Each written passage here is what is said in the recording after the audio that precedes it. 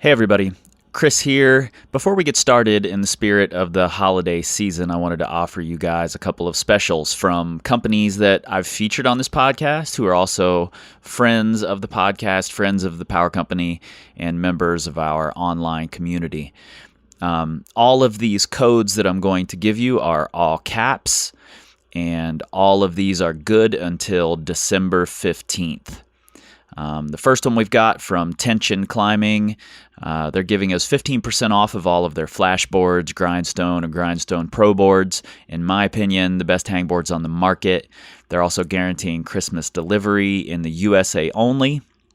The code for those guys at tensionclimbing.com is Crushmas, Crushmas, all caps. That's 15% off. Go check them out.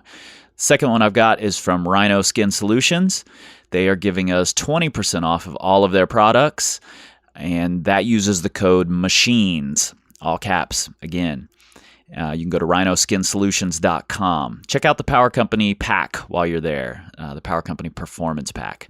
Also, we at powercompanyclimbing.com are giving you 20% off of all of our physical products. That's the journals, shirts that we have left, there aren't many, and our finger care kits, which are brand new on the website as of today.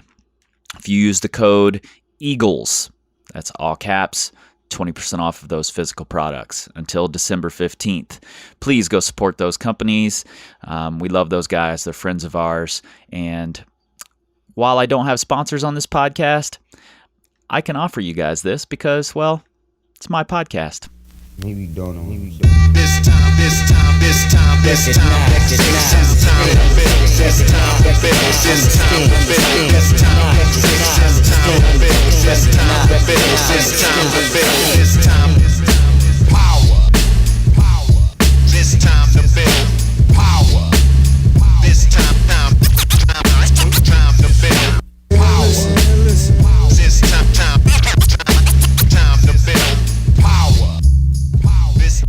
What's up, everybody? I'm your host, Chris Hampton. Welcome to episode 67 of the Power Company podcast, brought to you by powercompanyclimbing.com. As always, I am packing up right now, pretty much as we speak, to head to Knoxville. I leave tomorrow, headed that way. We're going to be at On-Site Rock Gym. If any of you Tennessee folks want to come out and see us, I would love that. We'll be there December 5th doing our group session, which is basically just Nate and I come in, we hang out, we answer questions, we offer advice if you're open to it. And it's just a bouldering session with us. Kind of a fun way to get to know the community. All it costs you is your membership or a day pass at the gym, whichever it is. We're also doing our applied body tension on the 7th. So we would love for you guys to come out for that one. There's a limited number of spots in that one. So go to On-Site Rock Gym's website, onsiterockgym.com, and sign up. It feels like I've been traveling a ton, partly because I have. I just got back from Bozeman, where Nate and I were at Spire Climbing Gym, and had a really amazing time there. And while there, I sat down and recorded a conversation with a pillar in the community there, Kelsey K. Sather. She's a setter at the gym. She's also a really brilliant writer who writes a blog called These Words Like Rocks, and you can find that at kelseykSather.com. And I was particularly interested in talking to Kelsey about a series on her blog called The Work Behind the Body, where she talks with local outdoor athlete women, and they delve into the subject of body image a little bit. And that's something that I was interested in learning more about, as a coach, as a partner, as a friend. It's something that I need to be more aware of because honestly, it's something that I'm just not that aware of. Beyond the cursory, I know that it exists in the climbing community, that there are, struggles with body image and the greater community beyond the climbing community as well. And, I've been fortunate enough to work with several of the women featured in The Work Behind the Body. perhaps most notably Inga Perkins, who was a friend of mine and a really exceptional athlete that I was privileged to coach the last couple of years. And Inga passed away in an avalanche not too long ago, and most of you have heard about that. And Kelsey wrote a really great tribute to Inga. Inga was part of that Bozeman community, and one of the reasons I wanted to go and meet that community.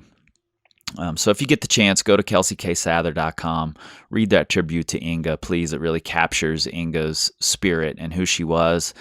And also check out the Work Behind the Body series that we're talking about here. We recorded this conversation at Spire, so thanks to Spire for letting us do that. And we also recorded in front of a small live audience of Kelsey's friends and community members there. So thank you guys for coming out and for hanging out with us while we had this conversation. Maybe don't know. But instead being like, whoa, I have this one body and it's able to do this thing and it's not able to do that thing, but that's okay because this is who I am. That's beauty to me. Power. This time to build power. This time to build power. This time to build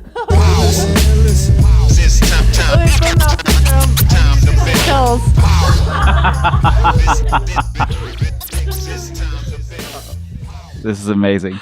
So first off, thank you guys for coming. I appreciate you guys sitting in and talking to us. I gave Kelsey the option of just doing this in private, and I didn't know what her answer was going to be, but I'm glad you decided to do it here in front of people. I think it makes for an interesting and more fun conversation. If you guys have things you want to add or questions or whatever, just jump in at any time. I'm totally open to this. It's a conversation more than anything. And I'm excited to be here. Number one, because I've heard a ton about this community. I've worked with a lot of the women here, and I've just heard so much about it. So I'm excited to be here and get to meet everybody and put faces to names. And it sort of feels like, I won't say part of my grieving process, because I worked with Inga for a few years, and I was away when everything happened and didn't get to go to any of the memorials or, grieve or party with the people who were here, and I really wanted to. So this is reaching out to Kelsey and talking to her was part of that process for me, part of the celebration of Inga, because I know that this was something that was important to her as well. So this is part of it for me as well. So thank you guys for showing up for that. And Kelsey, I'm stoked that you said yes. When I first pitched the idea, you were like, I'm a writer and I won't really get to edit what I say, so I'm not sure, but I'm really, really happy that you did. So thank you. And the reason I wanted to talk to you is because, I've read your blog for quite a while. Pretty much since I first started working with Inga, I think I got turned on to what you were writing, and I think it's an important conversation. Your blog is thesewordslikerocks.com, right? Mm-hmm. And your series, The Work Behind the Body, is what I really want to talk about. And tell me just a little bit about The Work Behind the Body. What is the blog all about? What's the series all about? Yes. What is it all about? I started the series featuring local women outdoor athletes because we've witnessed recently this awesome phenomenon in media celebrating strong is the new pretty, strong is the new skinny. And that's amazing. But I was feeling personally that the storytelling was still image centric. Sure. For women. Yeah, it was still, oh, look at these sexy abs. Look at this bodacious booty, which I love. Don't get me wrong. I freaking love that stuff. Do not get me wrong. But as the title alludes to, I was craving the narrative of the work that went behind that body, Right. The internal reward system at play there. Right. And you're talking about all body types. All body types. Right. Absolutely. And I approached women in my community, the climbing community specifically, craving those stories of the hours spent at the gym where no one sees. Right. And what drives them. I crave the stories of women leaning into the potential at the crag or on the ski hill or wherever it may be, where no one knows about it. And I wanted to hear how women related to sports on a personal relationship, and not about the image or the and frankly it felt in some ways a cultural appropriation of that eternal reward system. Sure. So I was craving the narrative behind that. Was there something in your own narrative or your own story that sort of prompted this line of thought, or was it just seeing it, become more prominent in the media? Yeah, I think I, like most, if not all women, have struggled with body image in my past and in my present, where, feeling I was like too tall or too skinny or insert adjective here. Right. And qualifier here. Yep. And sports are a way for me to express my unique physicality and explore it. And I wanted to hear how other women were doing the same with their own physicality, because, we're all snowflakes, but in that we're all water. Sure. You know what I mean? I like that. Yeah. Yeah. We're all unique, but we have these commonalities, and I was craving those commonalities to find comfort in my own passage or in my own journey. Yeah. I like that you use the word explore there, that you're exploring your body type and what it can do, within this sport. I think that's really important, because we tend to look at, whatever it is that the media says about this is the body type you need to be able to do this. And we live by that narrative oftentimes. So exploring that and realizing that there's something different and that you can really do whatever you want with it. You just have to understand it. I think that's really important. Absolutely. Yeah. Yeah. How do you choose these women that you decide to talk to in the work behind the body? Yeah. How? I wanted a diversity of voices in the series. So I feel like in climbing media and outdoor sports media in general, there's this emphasis on professional athletes, which is understandable, of course. Sure, yeah. But while I find those narratives inspiring to some degree, I'm actually, frankly, more inspired by athletes who are, for example, a mom and working a job. Yep. And yet still excelling and still progressing. Right. I thrive off those stories. They fill me up in ways that frankly, like young professional athletes don't. Yeah. Because it feels alienating to me when that's the stories I continuously receive. And so I was craving a diversity of stories in someone pursuing their passion in a career, even if they're not per se a sponsored athlete. Yep. I wanted to hear about how women were continuously progressing in their own way, without maybe growing up climbing or growing up raised to become this machine. I was really interested in the diverse lifestyle athlete. Yeah. Personally. I think that's really cool. And I think that a lot of the public wants that. Yeah. When there is some media about some, badass weekend warrior who has a full-time job and who has kids or whatever, then I think that tends to get a lot of notice from, the other weekend warriors, which is by and large the huge percentage of climbing or mountain biking or, any other outdoor sport. So I think people really want that. Why do you think there's not more of that out there? I have no idea. Yeah. I have no idea. I remember last year at Real Rocks, I left feeling like, oh, I need to be a man, like going to the Arctic. Right. Right. Which sounds miserable. It was kind of the Arctic here this morning, though. No, it was. Yeah, Bozeman's very cold. Don't get me wrong. But or like a 5'2", 95-pound right person to climb really hard, which both feels very unattainable at this moment. You can't become 5'2" right now. I would need just a little training would help. Just cut off the legs, doctor. I don't need them. Yeah, totally. No. I have no idea why that's not happening. Honestly, like last year, there's a woman out there, and I'm ashamed to say I don't even know her name, but she climbed her first 514 when she was 40 something. Mm-hmm.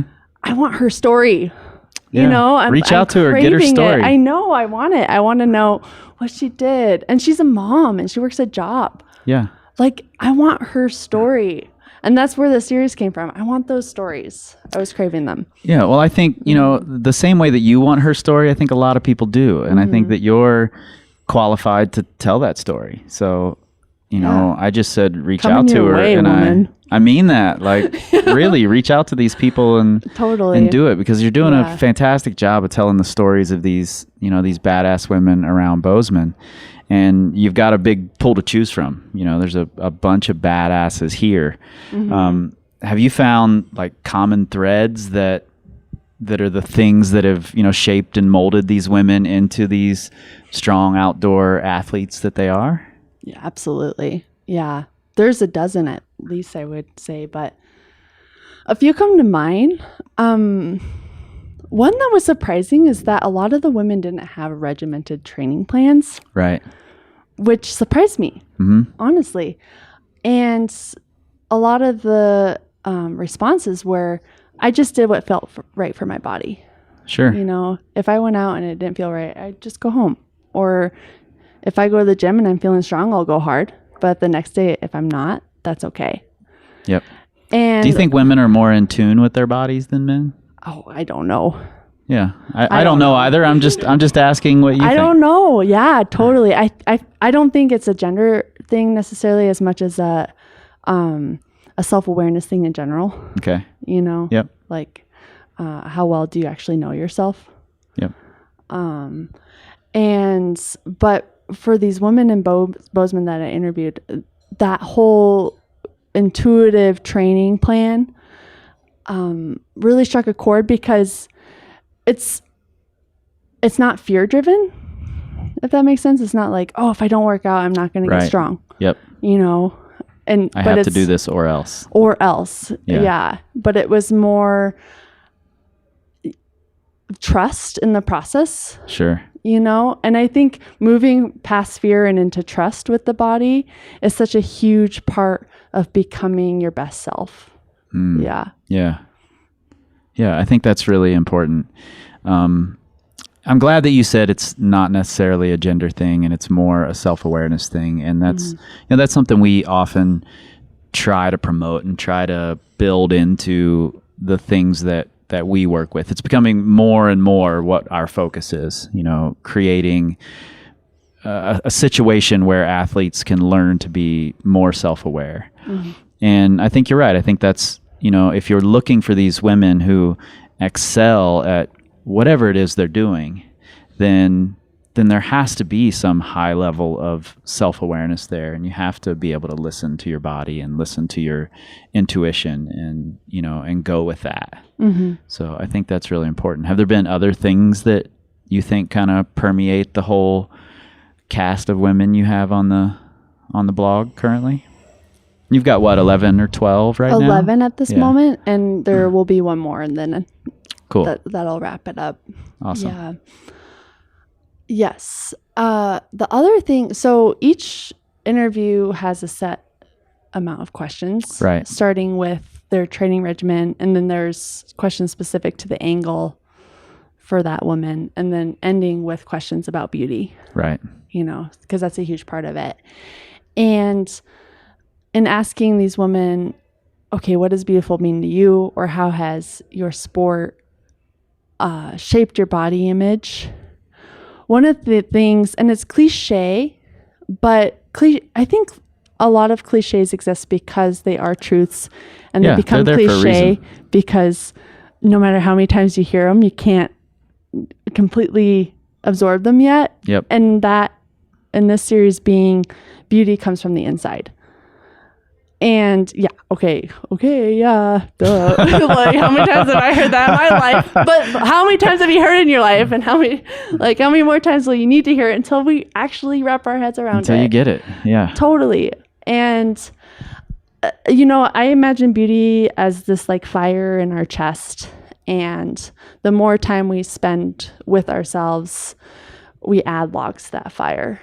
And beauty doesn't matter how much money you spend on cover up or on hairspray. And don't get me wrong, I love makeup and you I did love some doing my hairspray hair. in the I did 80s. some hairspray, like don't get me wrong. But what I'm saying is that like no matter how much time you spend with that, if you don't actually spend time with your inner fire, right, you're not going to have that glow. And that's what I think a lot of the women were touching in on in the interviews is that, oh, I find beautiful in the person who can tell a good story. Mm-hmm. Or I find beautiful in the way that someone wears whatever the hell they want. You know, and Inga, right, like connecting back to what we were saying at the beginning, like Inga's one of those people who was like, yeah, I'm going to wear dresses. Yeah, I'm still a badass outdoor athlete, but the majority of her wardrobe were dresses. Right. You know, because she liked to celebrate herself in that way. And so I think that was one of the common threads in thinking about beauty. And same with men too, is like, it's a glow that starts from the inside. And it's not a beauty that you can buy, you know? It's a beauty that costs time and energy with yourself. Yeah. Are there things with these women that you've found as like actionable things to stoke that fire, to add logs to the fire? Self-care. Okay, so self-care, in case you didn't get that. No, I mean, seriously, self-care. I mean, because, and self-care looks different for everyone. It's a day at the gym, but it's also a day at home on your yoga mat doing what feels good. Right. You know, or it's in the bathtub. It's putting lotion on. Mm-hmm. And, you know, like spending time with your body and just being like, hey, whoa, ankles. You spent that whole day supporting my entire body. Whoa. That's crazy. You know, like our ankles. I know I sound crazy, but they're kind of like these magnificent joints. Sure. So I just think, I think it starts with self-care and self-care, exploring what that means for you.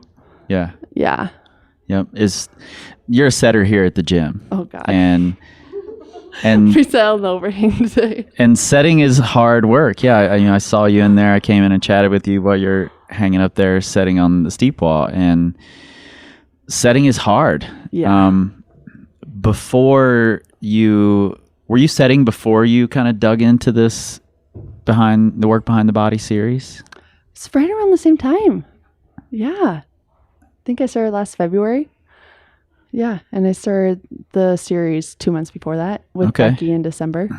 Did you initially, I find a lot of setters have a hard time leaving room for self-care because they also want to be climbers. They want to train, and then they're setting, which is really hard on their body. Yeah. Was it tough for you to find that space? Absolutely. Well, and I set one day a week. I mean, I have mad respect for setters full time. Holy smokes. Yeah. But today I sat on the overhang, one route. Woohoo! And afterwards I was like, okay, I'm going to climb. And then I climbed and I was like, oh, that feels really not good. And Taylor, our head setter, came up and was like, oh, we're going to go get pizza. And I'm like, good. Yeah. hell I yeah. will be there. Go get pizza. I'm going to eat pizza Yeah. and drink beer. And that was self-care for the day. Yeah. I think that I trust that the work that I'm doing setting is actually playing into my larger workout regimen in general. Okay. Because, yeah, it's a workout. It is, for sure. Yeah. And I just think that, okay, well, I'm setting a day and this is my workout. And I'm okay with that because, yeah, this is actually way harder than a lot of the workouts I do. Yeah. And when I pick up a container of bolts, I try to use my Good glutes. form. You deadlift Good it. form. I'm like, I'm doing a squat right now. This is a squat for the ages. Yep. Well, good job, Taylor, for going out for pizza and beer. I think that's huge, really. Especially in this sport when you're trying to perform and you want to be the best climber you can. Oftentimes we tend to deprive ourselves of those things, and I think I'm excellent at self-care because I eat a lot of pizza and drink a lot of beer, but seriously, I think that's an important thing. And I'm glad you take advantage of that and that you leave yourself the space to take advantage of that. And that's something you see throughout these women is they leave themselves space to, for time for self-care. Absolutely. Cool. Yeah. Do you think there's something about this community in particular about, why is it so easy to find a dozen badass women all here at the same gym who are getting outside, doing amazing things, pushing themselves? Is it something about this gym or this community or Bozeman in general? What do you think it is? That is an awesome question. And so true. There is something about it. And I take it for granted. We had a couple of good friends move back from Austria lately. And one of the first things they said is, it's amazing that I can find a dozen women who want to go out and climb and are excited to go outside. Whereas where they were coming from, it wasn't that way. Right. And so, I mean, there are more communities like Bozeman, I know, but I think I have a hypothesis, and I don't know if there's any scientific evidence behind it, but doesn't need to be. I'm interested to hear. Right. So I think that maybe one of the reasons why Bozeman breeds badass athletes is that we're still relatively obsolete. I mean, I know Bozeman's exploding in growth. I know because I grew up here and it's doubled in population since I graduated high school. Sure. But I think we're still immune from the pressures of I don't know, of corporate sponsorship. I don't think a lot of the athletes here. It's still a pretty small pond. I know it is a small pond, but there are stronger athletes here. Like Inga. Inga's like the perfect example. Inga grew up in Bozeman. She was literally probably one of the strongest, most talented athletes in the nation. I mean, Jonathan Segrist, BJ Tilden, myself, we all called her, the future of women's climbing. We all believed that. She was like, psh, whatever. Yeah.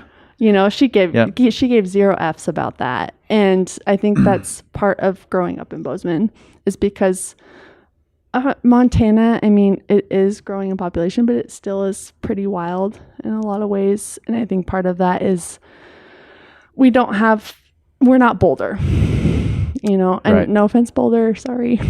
But I'm sorry. But we don't have a whole lot of emphasis on sponsorship. You're not going to talk to the female athletes here and they're not going to talk about their sponsors. You know, they're going to just be going out and doing their thing because it's a gorgeous place to go out and do your thing.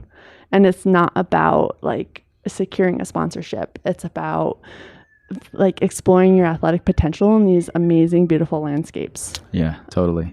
That's my theory. I'm not sure if it's true or not. Well, I have something I think I can add to your theory. And I just recently moved to Lander, Wyoming. And one of the things that really drew me there the very first time I visited, that brought me back was that the community of women there is so strong, and I was lucky enough to be, Emily Tilden is the first person who reached out to me and brought me to town, and then I connected with Amy Skinner and Becca Skinner when I was there, and that led to meeting all these amazing women, and they're all so strong and independent, and I love to see it. And part of what I see happening there is this, I don't necessarily want to call it a matriarchy or something, but there are these women of a whole different generation who were badasses 50 years ago and are still badasses, and they're there, and they sort of create this example, and then the up and coming women see that and they want to be like those badass women, and that just keeps growing in this this big pyramid of women. The new generation, these teenagers that are coming up and are super independent and super strong, are really cool to see, and there's a bunch of them. And I met one of the women from your series tonight, older woman, Kristen, is that her name? Oh yeah. Yep. Yeah, I met her tonight and had a short conversation with her, and I think that she's one of those people. She's been here and been doing first ascents and been a badass for a long time. Mm-hmm. And I think having that role model is super, super helpful. Mm-hmm. And I think I see that trickling down. I think maybe that's what it is. It's this trickle down effect that's created by these badasses from many years ago. Yes, so, exactly. Yeah. Her interview is one of my favorite because she did grow up here in Bozeman, or grew up here as a climber, I should say, before women were really even climbing. Right. You know, I mean, they were, but not to the degree they are now, which is part of like a larger trajectory of women feeling empowered. Yeah. But her interview is one of my favorites because she's a little feisty. It was pretty cool. I love that. Yep. And she's also decided at one point, you know what, like competition climbing wasn't for me. Right. And I'm just going to go out and try to get FAs in these wild places. Yep. And I do think that is part of the Bozeman ethos in some ways. I do. Yeah. I mean, go out and compete. That's awesome. Go out and get sponsored. Hell yeah. You do it. But part of the Bozeman ethos too is like, well, let's remember how wildness is part of who we are here. Yeah. Go out and do the things as well. That's actually something Inga and I used to have these conversations all the time because she really wanted to compete, but she also really wanted to just go out and bolt routes and go into the mountains. And, she was constantly having this battle between, do I continue to compete or not? And I think Becky is a little bit in the same boat. I've been working with Becky for a while, and she battles back and forth with it as well, especially as the competition game changes. Yeah. And from Kristen to Inga and some of the other women, you've talked to a bunch of different ages. Are you seeing any sort of timeline or evolution that happens, things that the younger girls are just starting to understand, and then maybe it's a little more built in by the time they're older women? Well, one of the things that's been most rewarding about the series for me personally, so I recently turned 30. And I remember thinking, oh, before I turn 30, I need to do all these things because after 30, it's all going to go to shit. Right. Can't do it anymore once I'm 30. And one of the most rewarding things from the series is seeing how women 30s, 40s, 50s, even 60s are, age is a limit just in the same way gender can be. And it's just about shifting paradigm. Right. And I think that's been one of the most powerful things from the series is recognizing that progression isn't something that necessarily plateaus, but it just changes shape. and age is an invitation to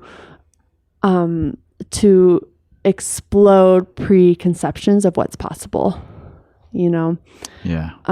And no, maybe you're not able to train now 5-6 days a week, but the training that the training that you're able to do is more intentional because you have the experience to make it so.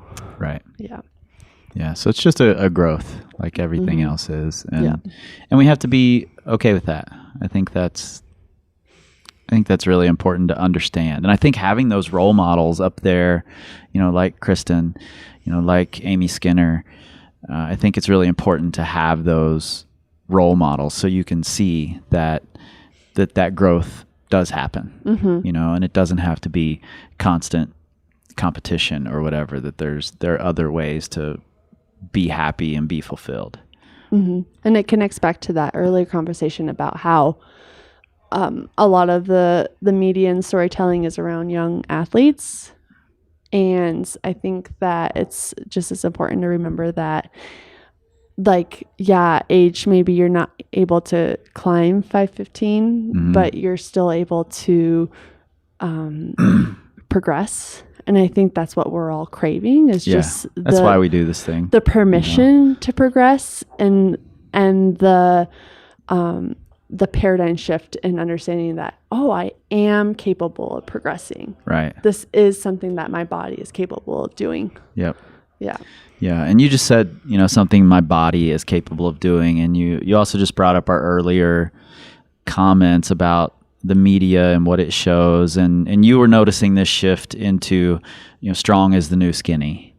And I want to dig into this, body image a little bit or maybe a lot. And it's going to be a struggle for me. It's not something I fully understand. Maybe it's a privileged thing that I've never struggled with my own body image. It's gone in waves for sure, but it's not something I've ever struggled with. So I have a harder time understanding it. I'm aware that it exists and I want to understand it better. So, if we can, let's just dig into it and you can help me struggle along through it a little bit, if that's okay. Where do you think it starts? Where does the, having issues or having a negative body image, where do you think that starts? It is visually surrounding us every single day. Sure. Media images everywhere. Yeah. Every single day. Television shows, billboards, magazines. We are constantly fed the idea of what is beautiful. And Right. It is skinny and it has great boobs. And these days it has a great butt. Yeah. Butt implants, anyone. And it's overwhelming because we're constantly worrying about calories. I'm still worrying about calories Right. today. Yep. And it's still something I have to have a conversation with myself about of no, it's you can eat this pizza and you're going to be okay. And even with climbing, we see it all the time. You got to stay really thin. I think it's extremely prevalent in climbing, especially when I started climbing. I think it was more so, it was in the 90s. It was very much a taboo conversation. A lot of the listeners of this podcast know that I used to be, and I guess still am to some degree, a rapper. And I used to make these parody songs about climbing and, just for the fun of it. And I had made some comments about Katie Brown and they weren't mean-spirited. And I wasn't even really aware that there was an issue with her weight. I didn't realize that she was having issues. I thought she was just a skinny little girl. It never occurred to me that there was a problem. And I made these comments and she got a hold of me and was super pissed off, very angry at me, didn't want to talk to me anymore. And I'm like, whoa, I didn't even know, and that was really my first inkling that it was more prevalent than I thought, that I'd heard about it. I'd actually heard about it more with men than with women at the time. And And then it's right there in front of me, someone that I'm friends with, Mm-hmm. you know, and I wasn't even aware. So, and I've since realized that a lot of my friends have had these issues that I didn't know about. Yeah. How can we recognize in our friends, partners, you know, the women that I work with, the men that I work with, how can I recognize that they're having that sort of issue? How can you personally? Well, Yeah. I feel like you as well as And is it everyone- important for me too? Well, okay. So my personal story with weight was that I was a basketball player and I played in college for a little bit. Mm-hmm. And when I quit college basketball because of a shoulder injury, I started working at Cold Stone Creamery.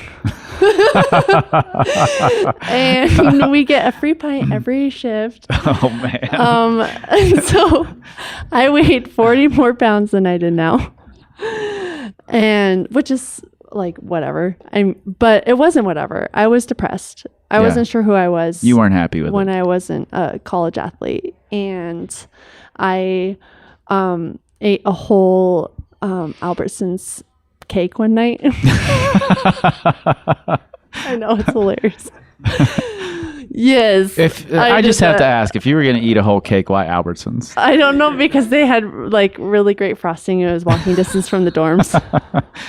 Okay. Okay. And so this is all to say that I would fluctuate 30 or 40 pounds at a time. Right. And it took me, and it was always fear driven. And it wasn't until I discovered climbing and discovered a desire to just be fit. Yeah. You know, there's such a difference between wanting to be skinny and wanting to be fit. Totally. It's yeah. a huge That's a pretty big difference. distinction to make. Yeah. And I think it relates to climbing still, where it's like, yeah, like let's eat good food, you know? And sometimes you eat an entire pizza and that's okay. But Totally. most of the time you probably eat salads and you drink smoothies. And, you know, we're all, or like a lot of us are serious athletes and we love Yeah. our sport. Yep. And we do it for the love of it. Right. And I think that's the relationship to food that I'm striving for more and more. And as women in general, and the series in general is seeking to encourage and inspire, is that let's think about our bodies as these tools for self-exploration Mm-hmm. rather than these enemies against perfection. Okay. Does that make sense? Absolutely. Yeah. Yeah. So it's let's feed these bodies what they need to best express themselves and to feel good. And that place of love rather than the place of fear of like, I'm never going to be skinny, so I'm going to eat this entire pie, Right. you know, or this pint of ice cream, Yep. which is where I was before. And now it's like, oh, I want to be my best self. So I'm going to eat a salad because that's what my body really needs right now. And I love my body and I'm on the same team as my body Mm-hmm. rather than I hate my body. It's not going to ever do what it needs for me. So I'm going to eat this shit food because I feel shitty. Yeah. Yeah.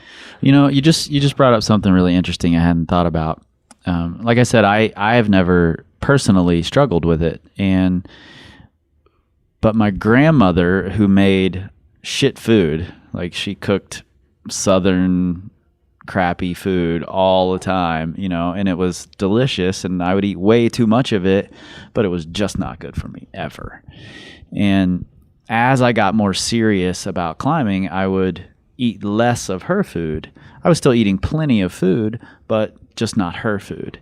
And she would often say to me, "You're getting too skinny. You need to eat," you know?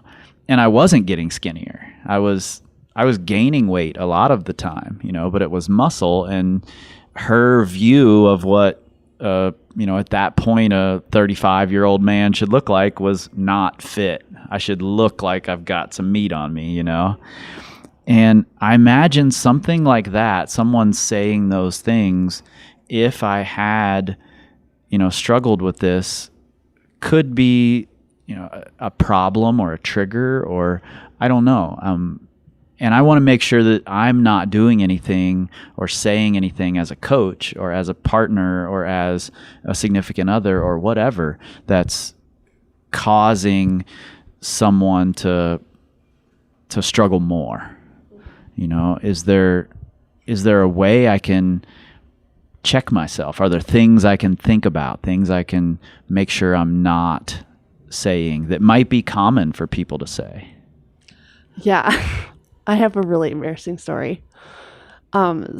So someone that was close to me was about to get married, and I was in this like wedding frenzy because so many of my friends were getting married, and the conversation around it a lot was like, oh, I'm going to try to lose 5 pounds for my wedding.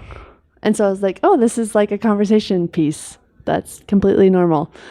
And I'm so embarrassed, but like this person was talking to me about getting married, and I was like, oh, so are you like going to try to lose weight for the wedding? Oh no. Because that chronic That's foot what everybody and mouth does. syndrome Yeah. was Oh at no. large at the moment. And her face just went slack because she's like, I could see the internal wheels spinning of like, do I need to lose weight? What is she trying to say to me? That was really fucked up. Sorry. Excuse No, me. yeah. You can bleep that out. Say it all you want. There's no bleeping And on this podcast. And I was mortified. So, like, that's just all to say that you're probably going to say the wrong thing sometimes, as we all do, or as I do. But more than anything, I think now my assumption always when I try to interact with people is assuming that everyone has their own body image story. Mm-hmm. You know? Yep. And this person was beautiful. She, you know, in my head, she had no reason whatsoever to lose weight. It was just something that people always talked about. Right. And yet she too had her own issues, as we all probably do. Even men. Not even, but men too. Men, Right. women, Sure. we are all fed images continuously of Yep. what we should look like. Yep. And so I think when we can approach one another from the assumption that we all have our own body image sensitivities, you know, starting the conversation from that point. Because you with Katie Brown was like, oh, this woman is fit. She's thin. She has nothing at all that she's concerned about. Right. Right? And I'd heard the talk. Like I'd heard people saying Katie Brown's anorexic or whatever. And I'm like, no, she's not. She's just a skinny little girl. You Yeah. know, that's okay. There's no problem with that. And I made a joke and it was the wrong joke. Exactly. You know, so just assuming and like coming from that place of compassion, and then also coming from a place of trying to encourage one another to find that self-love and just be like, hey, like eat the food that your body craves. If you're craving a pizza, let's do it. Yeah. Because you probably need that fat at that moment. Yeah, totally. Yeah. And if that you're comes back craving to a being salad, aware and listening, you know, being able Yeah. to listen to your body and leave space for that. Yeah. So, Yeah. But then there's points where you're emotionally craving a food and, you know, and at some point it's just beyond your realm because like, how can you say to someone, hey, like maybe you shouldn't eat that pizza because that's not going to athletically benefit you. But in that moment, that person's eating fat because they're not getting emotional fat from something, you know, or emotional buoyancy from something else. yeah, they're trying to replace something they're missing. And it's beyond your realm. And at that point, it's just accepting your limits with relating to another person, practicing compassion for yourself and being like, well, I'm just not always going to have the answer for someone else. And sometimes that's even harder. It's That's just really hard. accepting, Yeah. like, I do not have the answers for this person. I have to just hold space for his or her process Yeah. and accept that, like, I do not have the answers. Yeah, that's tough. Yeah. And, you know, as a coach, that's something I struggle with for sure because people look to me to have the answers. And, you know, I may not have them. I often don't have them.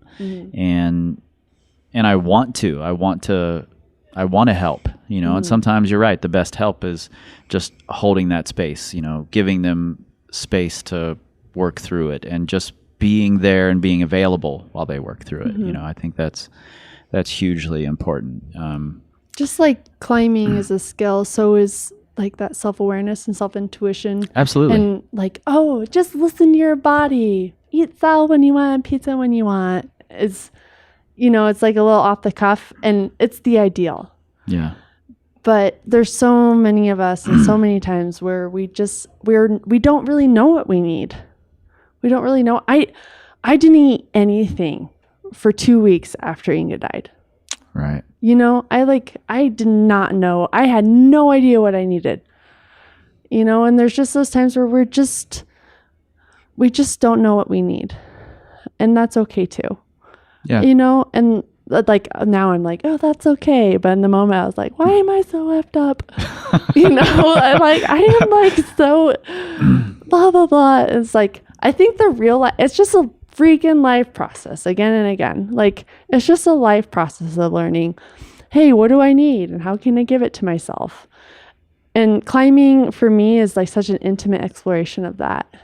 It's just another pathway in my life journey to learn more about what I need and how I can give it to myself. Yeah. Do you think the writing that you do is a part of that as well? Because I'm thinking about the piece that you wrote after Inga died, and I shared it, and it got shared around the internet quite a bit. And I was happy that, one, that people were reading your writing, and two, that, it was a really accurate representation of Inga, and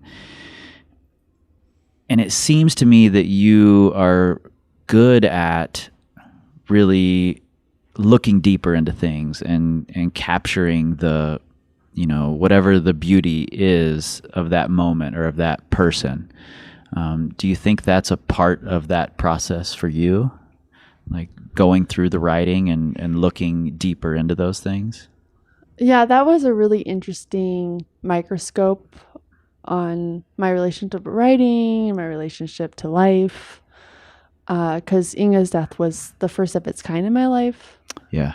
And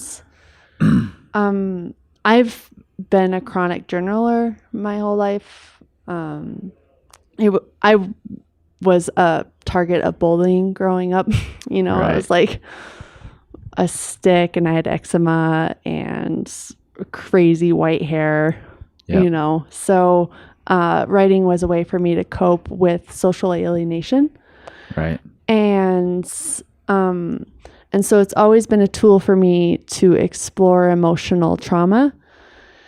And Inga's piece that I wrote was part of that, but it was also part because I was feeling very defensive of one of my best friends. I was feeling very defensive of her. And, her and Hayden were, in some ways, celebrities, I guess, in the climbing world or whatever. Right.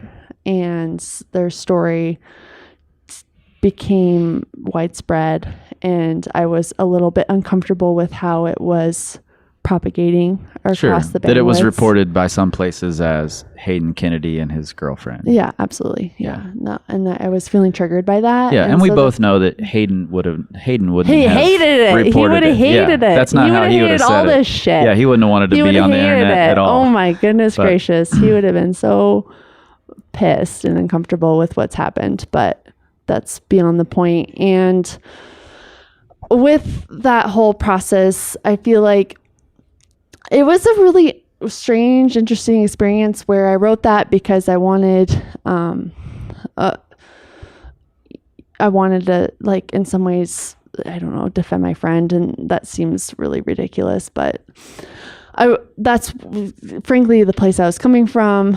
And I also, it was a way for me to process my own grief, but It was strange in the aftermath because I wrote it and shared it for the community here in Bozeman, for the people who knew Inga and Lander, her close buddies. And then all of a sudden it did, as you said, get shared a lot. It went, I don't know if viral is the right adjective, but it definitely got shared more than any of my other work ever before. And it was an invitation for people I didn't even know into this really raw place I was in. Yeah. And it was strange. I'm not going to lie about it. It wasn't what I needed at the moment, frankly. But I hope one of the beautiful things that did come from it was that I do know that it helped people better understand Inga, and better process their own grief. And I guess that's the beauty of writing, and largely why I write, is to create bridges in that way. Yeah. But yeah, it was this whole thing, and we're still feeling it really deeply here in Bozeman. I know they are down in Lander, and yeah. Yeah. Well, I appreciate that you wrote it. I was kind of reeling from the whole thing myself at the time, and I had kept from posting on the internet about it, even after the story broke and everyone was talking. And I went through the same thing. I could feel myself being a little bit angry, a little bit defensive, angry at the people who didn't know either of them and wanted to be the first on the internet to say, that this happened. They wanted to be the first to post about it. And some of my friends did that, and they had never met either of them. And I found myself pretty angry, and then a little defensive over the way it was being reported by some of the media outlets. But then your piece really did a great job of capturing the essence of those two. And I think that's what I really appreciated about it.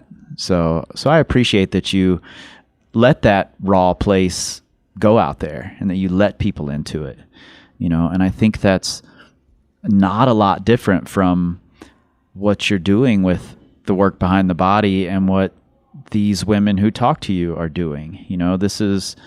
That's a tough conversation for a lot of people to have, and they're doing it, and they're talking about it openly. And I would suggest anyone listening to, go to thesewordslikerocks.com and find the Work Behind the Body series and share it. I think it's a really great look into how we can get past one of these things that in climbing is really prevalent and tough to get past. And we're always going to struggle with it, right? It's going to be a part of this sport forever. It's going to be a part of life forever. But there are some things in there. There's some takeaways for how we can be healthier, how we can have a more positive body image, how we can explore what it is our bodies can do. There's a question in your interviews. I think it's the third to last question. You always ask, what does beautiful mean to you? And you gave us a really great idea of what beauty is to you, and I think that's a great image of this fire, and you're adding logs to it. And I was going to ask you, what does beauty mean to you? And you've already answered it. So I kind of want to know, how do you recognize beauty in someone else? Like you've chosen these women because they have that, and you can see it in a lot of the people in this gym, and you surround yourself with people like that. How do you recognize it? How do you see it? Yeah, great question. So I recently had an experience where I was working with Big Sky Youth Empowerment, which works with like at-risk youth. And there was this woman there, or this young woman, and she was talking about like how men approach her and would say, "Oh, like you're cute," like, and how that's like an invitation for that woman to be like, "Oh, thank you," like, right, let's hang out, sort of thing. And it wasn't necessarily like that part of what she was saying, but just her in general. She had these amazing curves. She just had these amazing curves, and she dressed in this way that spoke of like, I am cute. Right. Like, duh. Yeah. And I just remember watching her, and she was writing her graduation speech from this program, and thinking that young woman is beautiful. And it struck me in that moment where beauty is that non-apologetic way of holding the self, and it's not a daily thing. Some days we just wake up and we don't we just don't feel good. We don't like, Right. we don't like who we are. Yep. And those days just freaking happen, and we hold space for them, and we're like, wow, this is a part of me that's like probably formed in 5th grade when people were making fun of my eczema rash. You know, I was like, oh, I'm like, I love you. I'm sorry you feel this way. You know, just holding space for that voice that's like, Yeah. I really don't like myself right now. But beauty to me is those days when you see yourself and you're like, I am cute. I am awesome. Holy smoke. I'm this beautiful snowflake. Yeah. You know, honestly, honest to goodness, like those moments when we can really see ourselves as like the magnificent, unique creatures we are. Yeah. And that woman that day, that young woman in this program who, you know, being in this program probably went through hell. Sure. Like she's in that program because she did not have the stable home Yeah. that many of us are gifted with. Yeah. You know, She hasn't felt that way every day. she did not Right. feel that way every day. It took a lot of freaking work Yep. to get there. And it comes back to that fire idea. But it's like beauty to me is that woman who's like, yeah, I am cute.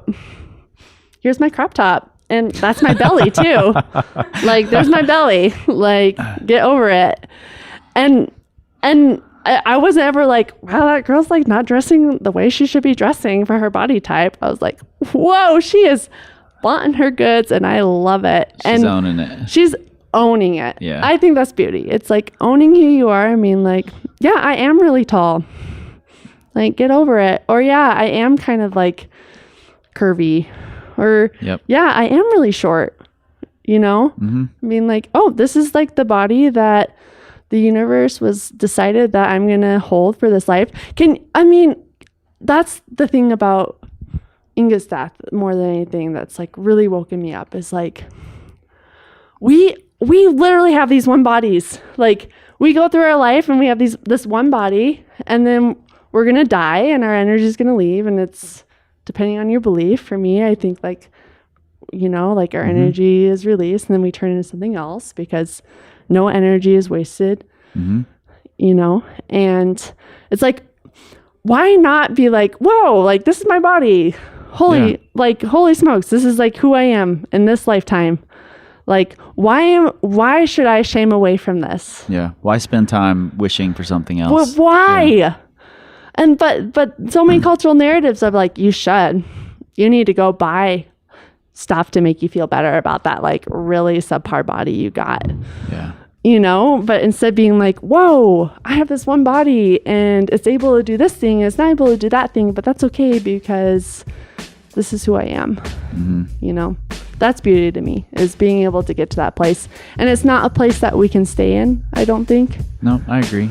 I think it's a place that we visit, and the more practice we have, the more often we can visit it. Yeah.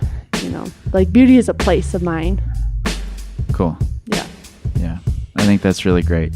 I think that's really beautiful. I think that's a really great way to look at it. So I appreciate that. And I'm a little upset that this is just a podcast, because if people could see your facial expressions while you're talking, it would be absolutely amazing. And I love it. But again, thank you a ton for sitting down with me, and thank you guys for coming and listening. And I really appreciate the conversation and appreciate that you were willing to do it. So thanks, Kelsey.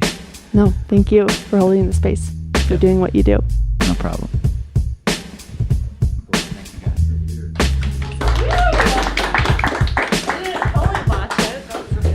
Oh, that was great. That was great.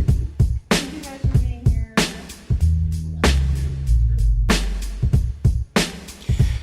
Huge thanks to the Bozeman community out there at Spire for being so welcoming and for coming and hanging out with us and sitting down, and just for making Nate and I's visit so great. I'm looking forward to making it back to hang out with you guys some more. And thanks to Kelsey for sitting down with me and working through this conversation. I know it's tough. She's put a lot of thought into this, and I'm just bumbling through it. So I appreciate her working with me and having this conversation, because it's big and I think it's important. And maybe most of all, thanks to Kelsey for her words.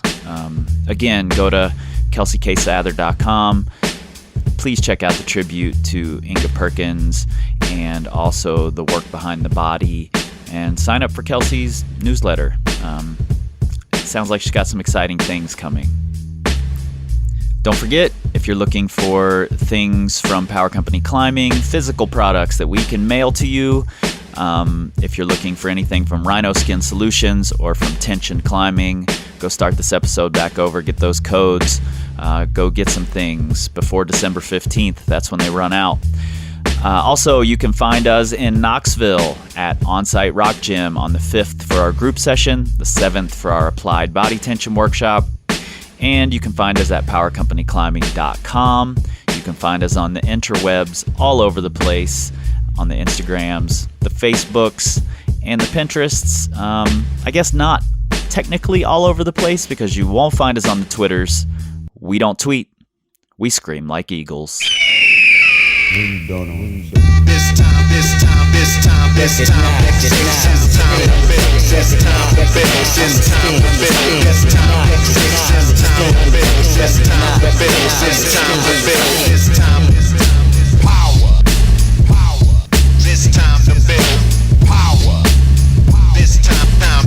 power. This time to build power.